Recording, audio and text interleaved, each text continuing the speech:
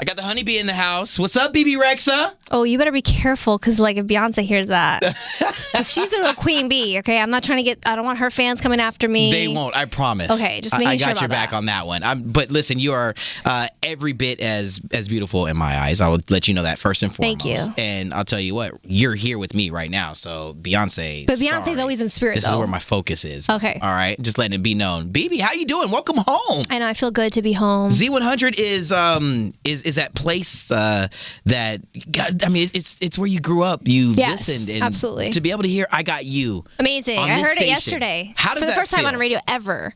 It feels surreal. Yeah. And I think that I haven't had like I get like teary eyed every time, but I haven't had that moment yet. I think when I'm gonna be by myself and like Okay. hear it on the radio, you know, like that moment you share with your like not for anybody else, but just for Yeah. yourself.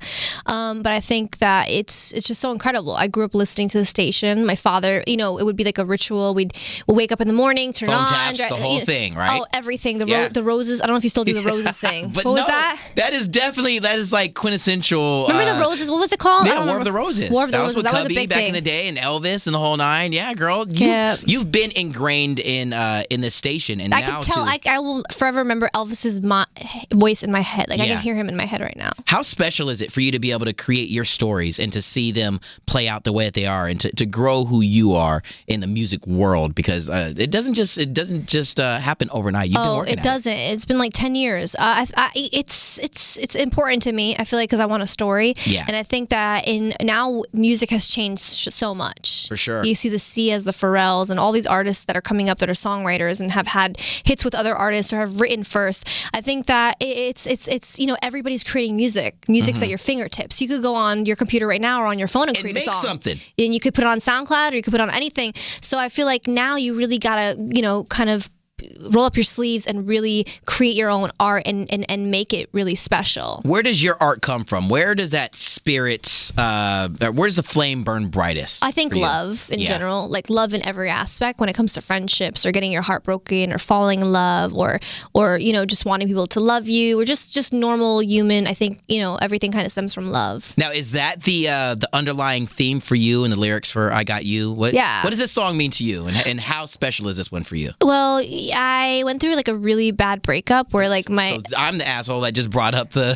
thought about that. You know, that's what the album started off as. My album, it's like based off of this guy breaking up with me, and I was just about to go on the Nick Jonas tour, open up for Nick Jonas, and this guy breaks up with me through a text after being with him for a year and a half, and that kind of like made me kind of bitter and stuff. As you should feel that way. Yeah, so I got to a point where I was like, okay, I can't live my life like this, and you know, I got over him, and I was like, okay, I'm ready to like kind of, you know, jump back into like falling in love and stuff. So I met somebody that I really liked, and I was like, damn, he has his walls up, I have my walls up. We both need to kind of let our walls down.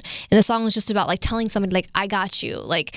I don't want to get my heart broken as much as you don't want to get your heart broken, and I promise I'm not going to just be another idiot that comes around and someone who's just trying to mess around. I think we all like want love, and I think we just all get scared because like you could say that you know what you want, but you don't know. Like nobody ever really knows, right? You might think you like found the love of your life, but then like a month into it, you're like, oh hell no. What's so special about that, and you being an artist and a songwriter and coming up and telling this story, is that you are putting yourself out there. You're being so vulnerable. What is that feeling like for you to know that these are your stories, your words that you're sharing on a massive stage? Yeah, I think especially with I Got You, the most fulfilling thing is that it's like it was a record that was written kind of like on the mic, real story, honest, and it's like my first real like solo record that people are like really loving, and it's like the best feeling in the world because it's based off of a real story. It wasn't Nobody came in and handed you the lyrics to nobody this came and said, in this fits who you are. Yeah, or sent it to me through an email and said, hey, sing this. It would sound good on your voice. It was like real collaborations, and the guys that I did it with and Captain Cuts. Yeah. They did the shut up and dance with me, whatever, Walk the Moon or something like that. Yep. So like they're so talented but still new and fresh, and let's talk about the people who are a part of your team and what you've done also as a songwriter. Yeah. Come on, girl. There's this song that I'm pretty sure the world knows. It's just Eminem and Rihanna, this monster thing or something or other. Did that with John Billion. Yeah. So I mean, when you write lyrics to these amazing records, where do you go to for these stories? Are they all so much about you? Do you write in mind thinking this is something that's going to fit someone else? Like, No, where never. do you go through for that? I always just write for myself, and it always kind of ends up on somebody's project. Or like, at the time when we did The Monster, like I did it to get a record deal, but none of the record labels thought it made sense. They thought it was a little weird. Like, do you low key sit back and be like, you? Yeah, I remember the guy that I know, the exact guy that was like, no, like he's like, I think you should go more alternative and cool, but like this is not like it. And I was like, okay, cool, whatever. But at the time, I didn't have a record deal. I had no money. How was I going to put it out? I was going to put it on SoundCloud and get like 10 plays. Yeah, you know what I mean? this doesn't work so that like way. it made sense for it to go to Eminem, but it was originally written for me. Excuse me. So who was that monster? Who was that The monster was myself. Really? At the time, The song was like kind of the song first started off about like me wanting. I was kind of going through like a really dark phase, and I was like super like you're like in your teens, you're in your teens, and like you're going into your 20s, and you're like your early 20s, and you're like, damn, what do I do? Like, who am I? I hate myself. That's terrible to say. Angst. But teenage angst. Yeah. So like I kind of like went through a really like dark phase, and I was like, damn, I need to like learn to love myself, because even though I'm a little messed up. So that's what Monster is really about. What does it feel like to come out on the other side and to be in the space that you're in now? Like really better. Yeah.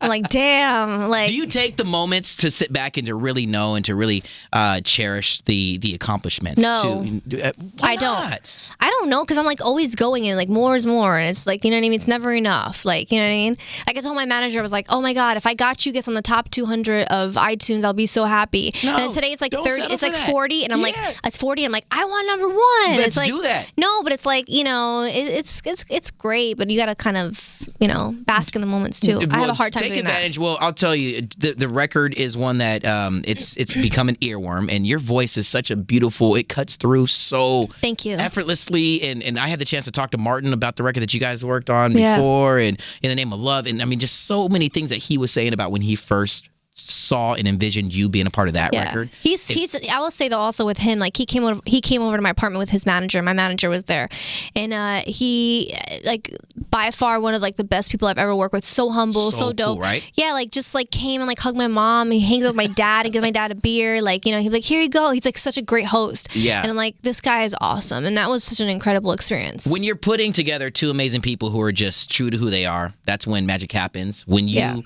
are stepping forth and you're, singing from your heart and telling these true stories. I really love where pop music is right now, because there's so many fans that are listening to music so intelligently now, that they're connecting to lyrics, they're connecting to stories. Like Drake, right? Like Drake's music right now, I think is so incredible in that sense that it just sounds so poppy, and it's very simple, but it's coming from a real place. It doesn't have to necessarily always be so deep and like. Not at all. I love that though. Like I have some songs like that on my album, but like sometimes you could say something simple like fake love or I got you, and then have a meaning behind it that comes from a real place, and that makes it dope because it's real. Lastly, before we get you out of here, girlfriend, speaking on that, when you're getting to perform this record, acoustic or big sound, when you close your eyes and you think about telling that story, what do you vision on the other side of your eyelids? Like a hot guy that like. I just, a hot guy. I was hoping you were going to say Maxwell, but I mean. Okay, Maxwell. I envision Maxwell with no shirt on. Okay, yeah, all right. I want to say though, it's really amazing to be able to. Oh, it be wasn't there finished. Go listen. I said I envisioned like a 6'8" man with like. So now we know she was lying about what she was. Tall, dark, and handsome. Like 5'7" and. I'm handsome, dark, but no, sorry. Go ahead. Yeah. I want to say that it's super amazing for us at Z100 to really be behind a record that means so much to you personally, and for us to be able to to be the station that you grew up on. For you to turn on and press the button and to hear it. That's my number one thing is like I feel like I traveled the world and I feel like if I can get I feel like New York City we're such a loving place, but we're so hard on each other. But it's like out of love. It's just like that. It's just our culture, like because all the melting pot. But I feel like if I could get New York to really stand behind me and like get my fans from New York, that's all that that would be like, that would make me happy, and I feel like I could die like happy. Three words for you. I got you. I got you. There it is, girlfriend. Thank you.